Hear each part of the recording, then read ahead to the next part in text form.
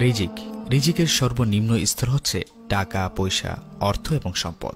রিজিকের সর্বোচ্চ স্তর হচ্ছে শারীরিক এবং মানসিক সুস্থতা। রিজিকের সর্বোত্তম স্তর হচ্ছে পূর্ণবান স্ত্রী এবং পরিশুদ্ধ নেক সন্তান। এবং রিজিকের পরিপূর্ণ স্তর হচ্ছে মহান আল্লাহর সন্তুষ্টি। রিজিক খুব গভীর একটি বিষয়, যদি আমরা তা বুঝতে পারি।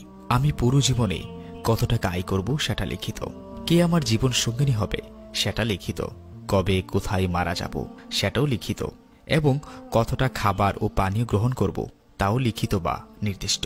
আশ্চর্যের ব্যাপার হচ্ছে আমি কতগুলো দানা বা ভাত দুনিয়াতে খেয়ে তারপর মারা যাব সেটা লিখিত। একটি দানাও কম না এবং একটিও বেশি না। ধরুন এটা লিখিত যে আমি সারা জীবনে 1 কোটি টাকা আয় করব। এই সিদ্ধান্ত আল্লাহ তাআলা নিয়েছেন, কিন্তু আমি হালাল উপায়ে আয় করব না হারাম উপায়ে আয় করব সেই সিদ্ধান্ত একান্তই আমার। যদি ধৈর্য ধারণ করি, আল্লাহ তাআলার কাছে যাই, তাহলে হালাল উপায়ে ওই 1 কোটি টাকা আয় করে আমি মারা যাব। আর হারাম উপায়ে হলেও ওই 1 কোটি, নাথিং মোর নাথিং লেস। আমি যে ফলটি আজকে টেকনাফ বসে খাচ্ছি সেটা হয়তো ইতালি কিংবা থাইল্যান্ড থেকে ইম্পোর্ট করা। ওই গাছে যখন মুকুল ধরেছে তখন নির্ধারণ করা হয়েছে যে সেটি আমার কাছে পৌঁছাবে। এর মধ্যে কত পাখি ওই ফলের উপর বসেছে, কত মানুষ ওই ফলটি পাড়তে গেছে। দোকানে অনেকেই এই ফলটি নেড়ে ছেড়ে রেখে গেছে, পছন্দ হয়নি বা কিনেনি। এসব ঘটনার কারণ একটাই, ফলটি আমার রিজিকে লিখিত। যতক্ষণ না আমি কিনতে যাচ্ছি ততক্ষণ সেটা ওখানেই থাকবে। এর মধ্যে আমি মারা যেতে পারতাম, অন্য কোথাও চলে যেতে পারতাম, কিন্তু না, রিজিক যেহেতু লিখিত আমি ফলটি না খেয়ে মারা যাব না।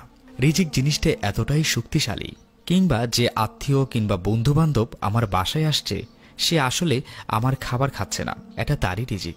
শুধুমাত্র আল্লাহ তাআলাই আমার মাধ্যমে তার কাছে পৌঁছে দিচ্ছে।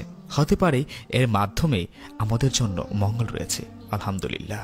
কেউ কারোটা খাচ্ছে না, যে যার রিজিকের ভাগই খাচ্ছেন।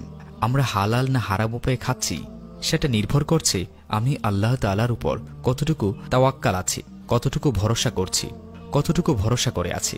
কেননা আল্লাহ তাআলা বলেন, দুনিয়ায় বিচরণকারী এমন কোনো প্রাণী নেই যার রিজিকের দায়িত্ব আল্লাহর উপর নেই। তাদের স্থায়ী এবং অস্থায়ী আবাসস্থল সম্পর্কে তিনি অবহিত। সবকিছু একটি স্পষ্ট কিতাবে লেখা আছে। আল্লাহ তাআলা অন্যত্র বলেন, যে আল্লাহকে ভয় করে আল্লাহ তার জন্য কোনো না কোনো পথ বের করে দেবেন, আর তাকে এমন উৎস থেকে রিজিক দেবেন যা সে ধারণও করতে পারবে না। মহান আল্লাহ তাআলা আমাদের সঠিক পথ এবং হালাল ও প্রস্ত কামাই, রোজগার ও রিজিকের ব্যবস্থা করে দিন, এবং সকল প্রকার হারাম কামাই ও রোজগার ও রিজিক থেকে হেফাজত করুন, এবং আমাদের সবাইকে ক্ষমা করুন এবং হেফাজত করুন। আমিন।